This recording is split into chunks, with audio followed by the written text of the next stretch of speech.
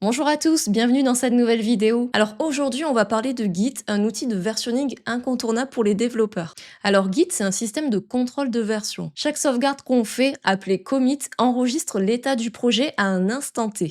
On peut aussi créer des branches pour développer en parallèle et fusionner les changements plus tard. Dans cette vidéo, je vais vous montrer comment initialiser un dépôt Git, mais aussi suivre vos fichiers, enregistrer des commits et gérer des branches. Ok, donc maintenant qu'on sait ce qu'est Git, la première étape consiste à le télécharger, à l'installer. Donc pour cela, je me rends sur le site officiel de Git. Voilà, je tape Git dans mon moteur de recherche et je vais cliquer sur Download for Windows parce que Windows est mon système d'exploitation. Voilà, donc là je vais télécharger la dernière version en fait pour Windows. Je vais cliquer ici. Ok, donc l'enregistrement est en train de se faire. Je vais cliquer sur Ouvrir un fichier. Voilà, et je vais l'exécuter. Et là, ce que je vais faire, c'est que je vais procéder à l'installation. Donc au niveau des différentes étapes, je vais cliquer sur Next tout en laissant les paramètres par défaut.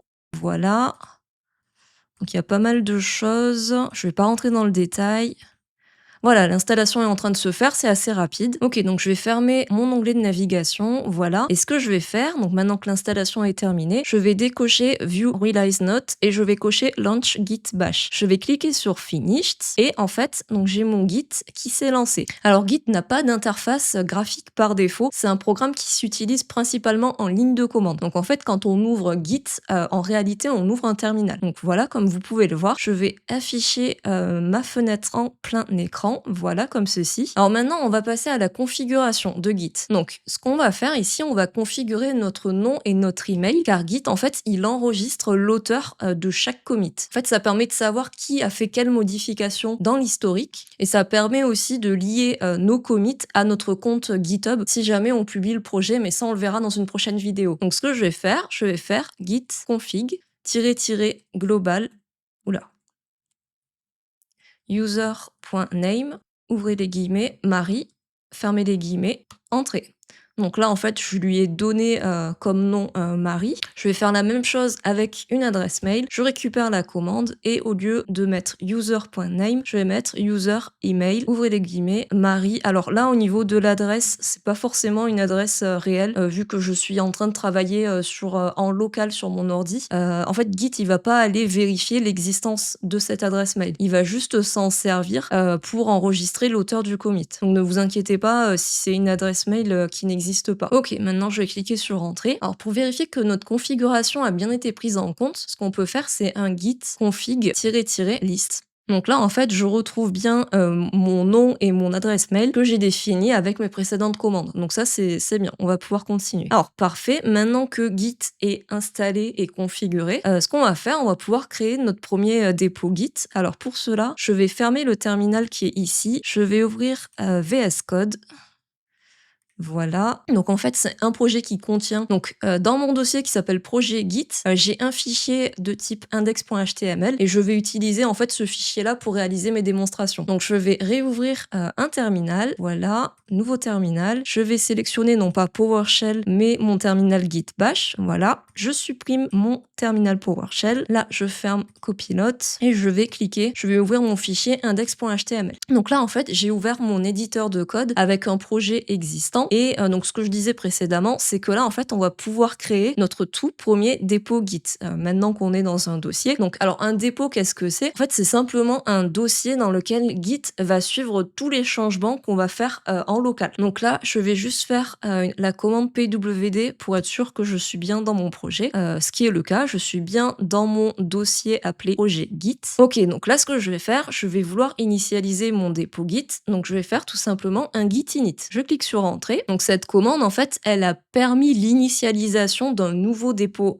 Git dans mon dossier courant, à savoir le dossier qui s'appelle projet Git. Donc concrètement, en fait, Git, il a créé un dossier caché qui s'appelle .git, qui est à la racine de notre projet, en fait. Alors on peut le voir s'afficher, là je vais dans mes documents, enfin dans mon projet Git, et là vous voyez bien, donc j'ai décidé d'afficher les éléments masqués, et dans mes éléments masqués, vous voyez bien que j'ai mon dossier .git qui s'affiche, voilà. Et en fait, ce dossier index.git, il va contenir finalement toutes les données internes de notre dépôt, c'est-à-dire tout ce qui va être les logs, la configuration, les branches. Donc les branches, on va y revenir un peu plus tard. Mais voilà, concrètement, les données qui sont contenues dans ce dossier-là. Alors maintenant que j'ai initialisé mon dépôt Git dans mon dossier, j'ai envie de voir finalement l'état actuel de mon dépôt. Donc pour ça, je vais faire un git status. Voilà, je clique sur entrée. Donc qu'est-ce qu'elle m'affiche cette commande? En fait, elle me dit finalement quels sont les fichiers qui sont suivis ou non par Git et si des modifications sont prêtes à être enregistrées. Donc là, par exemple, il me dit que j'ai un fichier index.html qui n'est pas encore suivi, d'où le untrack files, et ça veut dire en fait que Git, il a détecté mon fichier, mais qu'il n'a pas encore ajouté à mon historique. Donc ce que je vais faire là, c'est que je vais ajouter mon fichier afin qu'il soit inclus dans mon prochain commit, donc dans ma prochaine sauvegarde. Donc pour cela, je vais faire un git add index.html. J'appuie sur entrée, voilà. Et ensuite, je vais enregistrer mon premier commit sur mon projet et je vais faire ça en faisant un git commit -m, ouvrez les guillemets, je vais mettre ajout du fichier index.html, fermez les guillemets. Alors le M ici, c'est un argument qui permet de définir un message particulier et ce message en fait, il va être rattaché au commit effectué. Donc là voilà, j'ai créé mon tout premier commit. Je vais en faire un second pour vous montrer. Par exemple, je vais modifier le titre. Au lieu de laisser bienvenue sur mon site vitrine, je vais écrire bienvenue sur ma page web. Voilà. Je fais un CTRL-S pour sauvegarder et là j'ai envie de réaliser mon second commit. Donc je vais faire comme précédemment, je vais faire un git add index.html et je vais créer mon deuxième commit, git commit-m, et là je vais mettre comme commentaire mise à jour du titre de la page index.html. Fermez les guillemets, entrée. Et là, j'ai réalisé mon deuxième commit, en fait, qui est donc la deuxième sauvegarde de mon projet. Ok, alors on a enregistré les 2 premières versions de notre projet. Donc maintenant, l'avantage qu'on a avec Git, c'est qu'on peut naviguer dans l'historique et même revenir en arrière si besoin. Donc on va voir comment ça marche. Si par exemple, donc là, j'ai réalisé 2 sauvegardes, donc 2 commits sur mon projet. Si j'ai envie de voir la liste de ces commits, je peux faire tout simplement un git log. J'ai l'ensemble de mes commits qui sont affichés. Là, en l'occurrence, j'en ai seulement 2. Ils sont affiché du plus récent au plus ancien. Et pour chaque commit, en fait, on voit qui l'a réalisé et le commentaire finalement qui explique la modification qui a eu lieu. Si je fais un certain nombre de modifications, alors je vais le faire là. Par exemple, on va dire que je vais rajouter cette nouvelle section. Je vais l'appeler service proposé, je vais juste changer le titre, voilà. Qu'est-ce que je vais modifier encore? Le padding, là je vais mettre 32. Je fais des modifications un peu au hasard, c'est juste pour vous montrer la fonctionnalité. Là, je vais appeler ça démonstration, voilà. Là, je vais supprimer cet article. OK, donc je vais faire un CTRL-S pour sauvegarder. Si par exemple, donc là, j'ai fait un certain nombre de modifications dans mon fichier et si j'ai envie d'abandonner ces modifications et repartir en fait du dernier commit que j'ai réalisé. Alors là, il y en a qui vont me dire bah oui, mais si tu fais CTRL-Z jusqu'à revenir à ton dernier commit, ça revient au même, mais il faut savoir qu'il existe une commande git restore qui permet finalement de revenir, de repartir sur le dernier commit que j'ai réalisé. Alors là, donc git restore point, espace point, pardon. Alors il faudrait, donc qu'est-ce que j'avais rajouté? J'avais rajouté ce paragraphe. Donc normalement, quand je vais faire entrer, le paragraphe que vous voyez va se supprimer vu qu'il ne fait pas partie de mon dernier commit et je vais avoir un article là qui va réapparaître. Donc j'appuie sur entrée et là en fait Git a bien remis mon projet exactement comme il était lors du dernier commit en fait. C'est une commande utile à connaître. Alors si on veut continuer dans les commandes utiles à connaître, on a aussi si par exemple je me suis trompée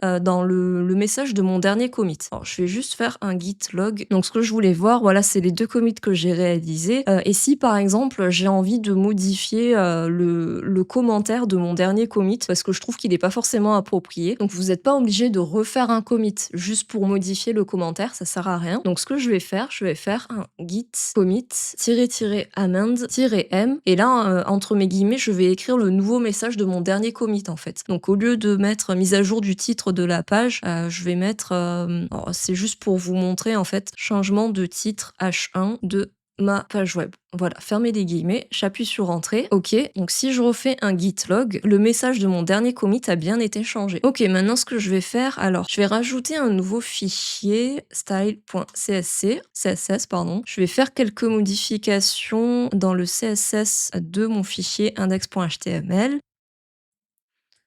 Voilà, voilà. Je vais faire un git add index.html et un git commit.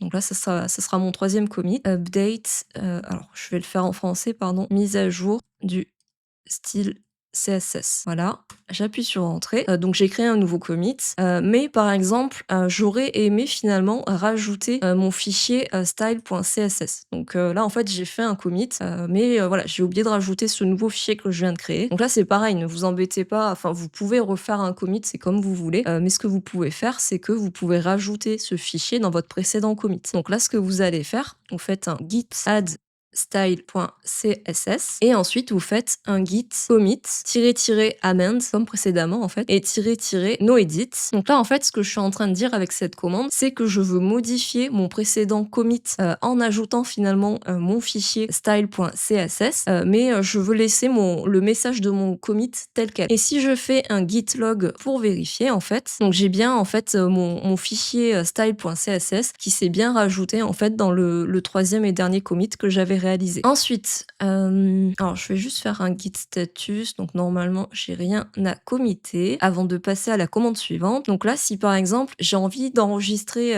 des informations mais pour les utiliser ultérieurement. Si je travaille sur une modification, alors par exemple, je vais retourner sur mon fichier index.html. Donc si je travaille sur une modification, par exemple là, je vais rajouter un nouvel article. Voilà. Je vais lui donner comme titre un nouvel article. Le reste, je vais laisser ça tel quel. Je vais faire CTRL S pour enregistrer. Et si cette modification, j'ai pas envie de la committer de suite, par exemple, ce que je vais faire, c'est que je peux décider de la mettre de côté avec git stash. Donc si je fais un git stash, donc j'appuie sur entrée. Ok, donc là vous voyez que l'article que j'avais rajouté, il est plus visible. Donc là en fait, il me dit que les mises à jour que je viens de réaliser, elles ont été mises de côté. Si je fais un git status, il va me dire là qu'il n'y a rien à committer pour la simple et bonne raison que les modifications que je viens de réaliser, elles ont été mises de côté. Si j'ai envie de voir la liste des modifications qui ont été réalisées, donc je peux faire un git stash list. Et là, vous voyez, donc j'ai une modification qui est de côté.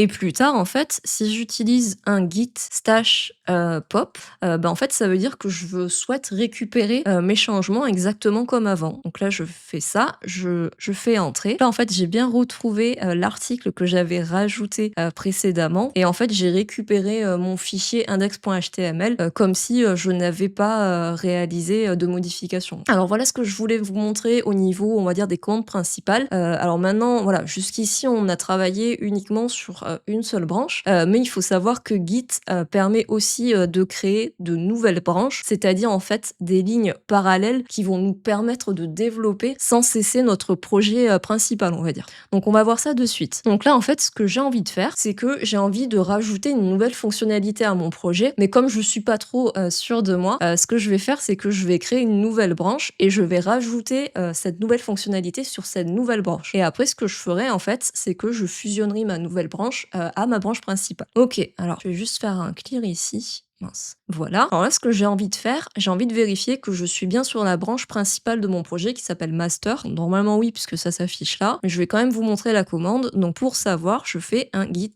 branch. Ok, donc là j'ai bien la branche master. Je suis bien sur la branche master qui est indiquée par l'astérix et le fait que ce soit en vert. Alors maintenant, ce que je vais vouloir faire, je vais créer ma nouvelle branche en fait pour ajouter ma nouvelle fonctionnalité.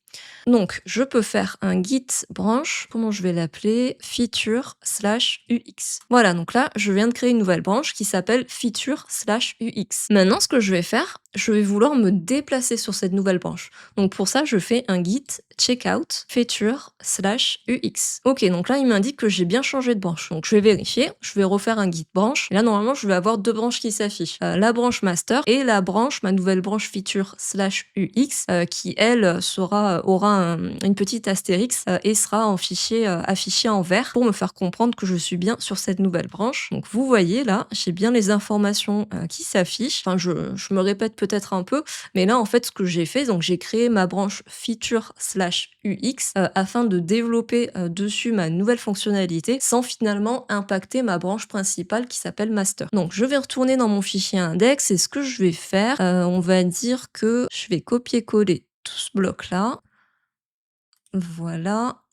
je vais le coller ici et qu'est-ce que je vais écrire? Je vais écrire, nos services. Voilà, je fais un contrôle S. Donc là, ce que je vais faire finalement, je vais ajouter les modifications à ma nouvelle branche. Donc git add index.html et git commit-m, ajout d'une section nos services. On va dire. J'appuie sur entrée. Voilà, donc là en fait, j'ai mon commit qui a été créé, mais uniquement sur la branche que j'ai créée qui s'appelle feature/ux. En fait, ce commit, il n'existe pas encore sur la branche master. Donc là, en fait, ce qui se passe, c'est que comme ma modification, elle est seulement sur ma nouvelle branche, bah, finalement, si je décide de revenir sur ma branche master en faisant un git checkout master, bah, vous allez voir là le bloc nos services que j'ai rajouté, finalement il va s'effacer vu qu'il n'existe pas sur cette branche principale. Et vous voyez, donc le bloc c'est bien retiré, a bien été supprimé. Ok, donc maintenant ce que je vais faire, on va dire que comme je suis